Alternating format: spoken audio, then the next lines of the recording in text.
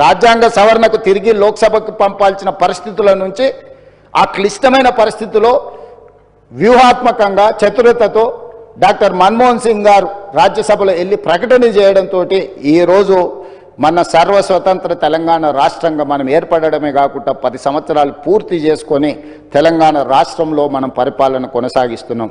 కాబట్టి ఈరోజు వారితో తెలంగాణకున్న ఈ బంధము మనం ఎప్పటికీ మర్చిపోలేనిది.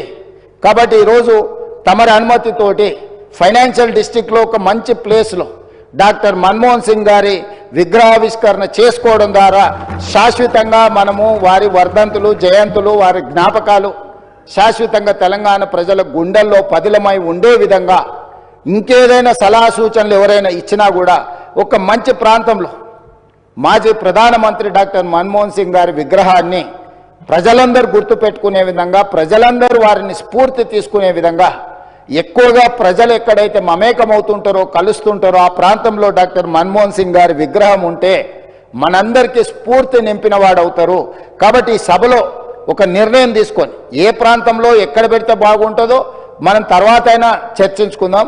కాకపోతే తెలంగాణ గడ్డ మీద డాక్టర్ మన్మోహన్ సింగ్ గారి విగ్రహం పెట్టుకోవడం అనేది సముచితమైన నిర్ణయం అని నేను భావిస్తున్నా.